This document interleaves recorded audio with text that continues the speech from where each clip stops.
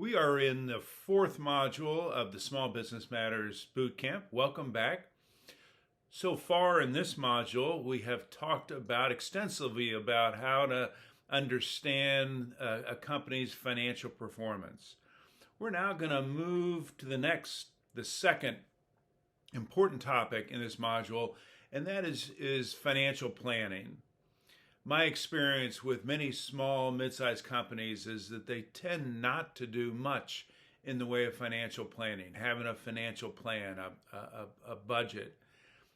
Why is that? I think there might be a number of different reasons, similar to, you might recall in Module 1, why we talked about why so few businesses have any type of just a business plan, a traditional business plan. I think there's some similarities there with the financial plan. One is they may not know how to put together a budget, a financial plan. Two, they may not see the need for it. Why do I need to have this? Whatever is going to happen is going to happen. Why do I need a financial plan? And third is maybe a little bit of fear that I may not achieve the goals, the objectives of that financial plan, whether it's top line, bottom line, middle line, fear that we may not achieve those, and we may look bad in that sense. I understand that, but I also understand how important a budget, a financial plan is. And in your handout, I think it's page 18, there's a page that says, why should we plan or budget ahead? And it I think makes a very simple but important case for the importance of doing financial planning. So just assume there are two companies, very similar in terms of size and what they sell, who do they sell to, two very similar companies. One of those companies we're going to call a planning company. That's the company on the left. On the right is a company we're going to refer to as a non-planning company. So just assume for a minute in 2020, both had the same amount of revenue, sales, about $1 million in revenue. Both of them look towards the next year, in this case 2021, and are thinking, okay, we're going to double our revenue next year. We're going to double in size to maybe around $2 million in annual revenue, which will more likely translate into net income of about $40,000 for both businesses. That's about that's a fair net income on that amount of sales. So $40,000 in net income for both businesses in the year to come, the upcoming year. At the end of 2020, both companies have total assets on their balance sheet of about $50,000. And as they double in sales, both companies are thinking they will have to add more assets. They may double their assets, which would take them up to about $100,000 in assets at the end of the upcoming year on their balance sheet. So that's an increase in total assets for both companies of $50,000. Okay, with me so far?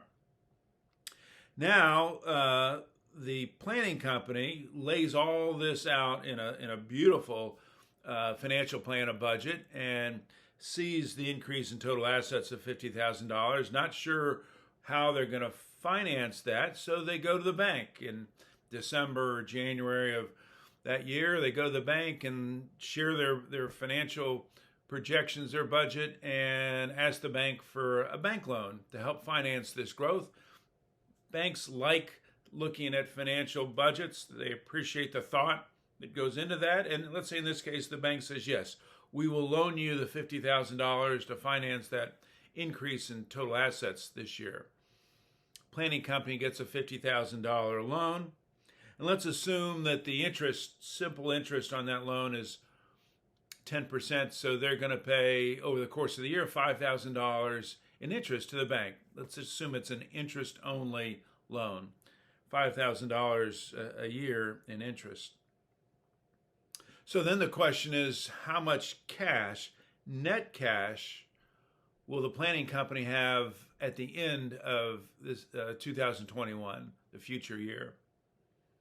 What's a simple calculation? Their profit's going to be $40,000, but they also have to pay interest of $5,000. That leaves them with $35,000. They're going to have to spend $50,000 on additional assets. And fortunately, they borrowed $50,000. So those two will offset each other. Net, the planning company is going to end up with net cash at the end of 2021 of $35,000. And if you're the owner of the planning company, you're quite happy at the end of 2021. This has been a good year. What about the non-planning company? Non-planning company, again, they're going to double revenue, double their assets, add $50,000 in assets. Do they go to the bank beginning of the year, ask for a loan? Not likely. Either they haven't planned on it, they don't see the need for it. We'll figure out a way to finance this growth, they say. So no loan for the non-planning company, so no interest payments for the non-planning company. So then once again, we say, okay, into that year, what will their net cash be? Well, the $40,000 in profit, no interest payment. They do have to purchase additional assets of $50,000. They didn't borrow money, so that's got to come out of their profit. So 40 minus 50 leaves them with a $10,000 deficit in net cash for 2021.